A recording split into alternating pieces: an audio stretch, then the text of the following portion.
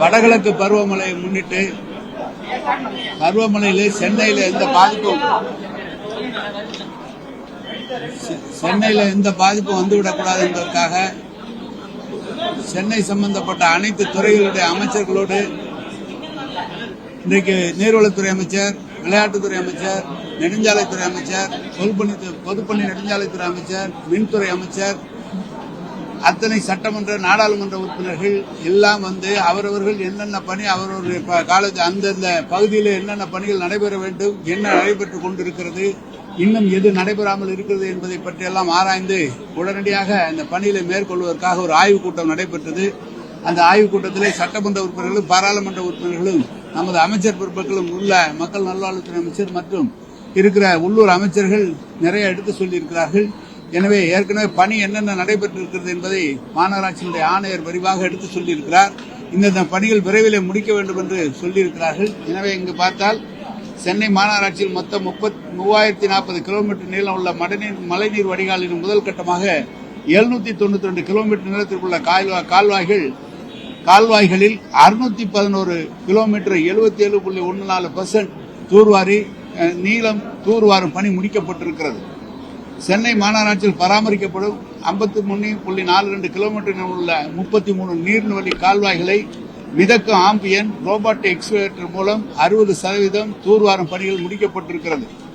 மொத்தமுள்ள 69,017 எண்ணிக்கையிலான வண்டல் மண் சேகரிக்கும் தொட்டிகளில் தற்போது 64,425 எண்ணிக்கையில் 93.35% தூர்வாரும் பணி முடிக்கப்பட்டுள்ளது.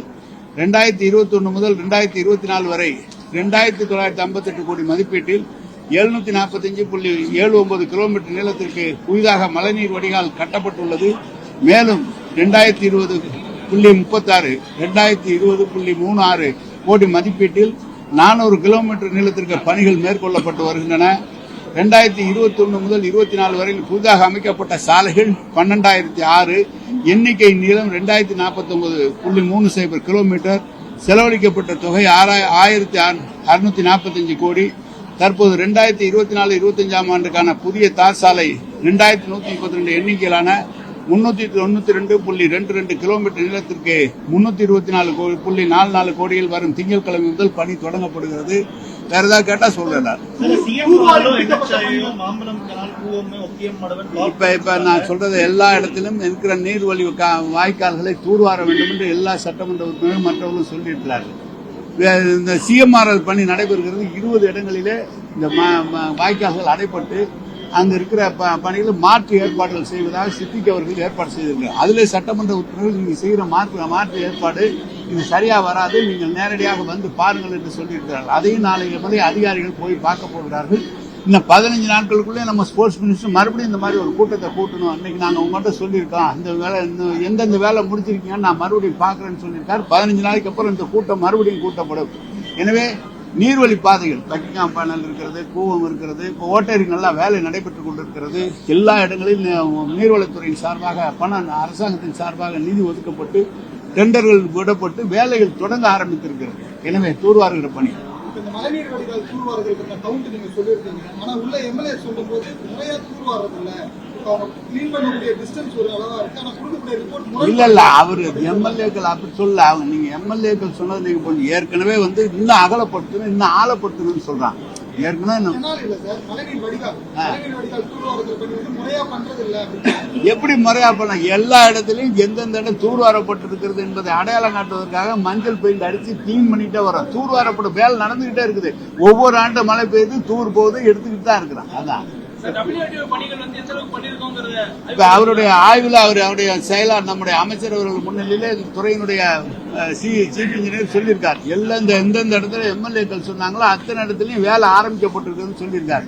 நமக்கு இருக்கிறது இன்னொரு 30 நாள் 40 நாளுக்குள்ள எவ்வளவு முடிக்க முடியுமோ அவ்வளவு முடிக்கணும்னு அமைச்சர் சொல்லியிருக்காங்க.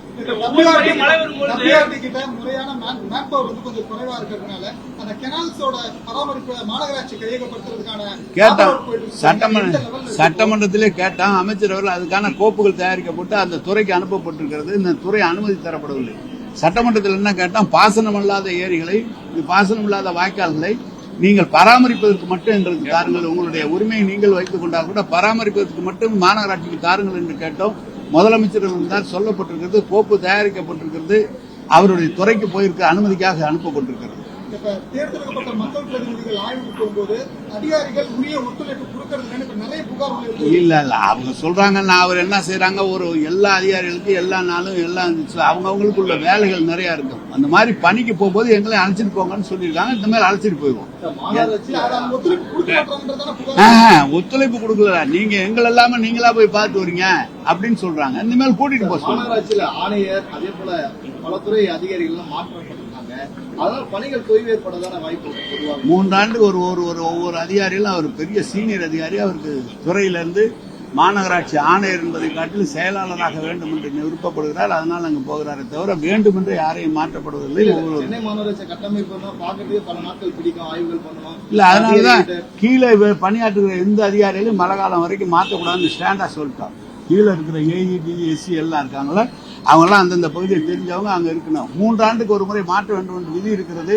அது கூட நீங்க மழை காலம் முடிஞ்சுதான் செய்யணும் அப்படியே வச்சு மற்ற துறை இருக்காங்க கார்பரேஷன் லிமிட்ல வரக்கூடிய ஆத்திலையோ இல்ல வடக்கில் இருக்கக்கூடிய கால்வாய்களோ தண்ணி உள்வாங்கல, அது கடற்கொந்தளிப்பா இருக்கு, இந்த மாதிரி காரணம் சொல்லப்படுது. நம்ம கால்வாய் கரெக்டா இருக்குன்னு சொல்றீங்க. இந்த வருஷம் அதை கால்வாய் கரெக்டா இருக்குன்னு சொல்லுங்க. நீர்வளத்துறையின் சார்பாக ஓட்டேரி நல்லா போன்ற பக்கிங்கம் போன்ற கூவம் போன்ற ஆறுகளை தூர்வாருவதற்காக முதலமைச்சர் நிதி ஒதுக்கி தந்திருக்கிறார்கள். பணி டெண்டர் விட்டு ஆரம்பிக்கப்பட்டிருக்கிறது. எவ்வளவு விரைவாக அதை செய்ய முடியுமோ செய்யறேன்னு தான் சொல்லிட்டு போயிருக்கிறாங்க.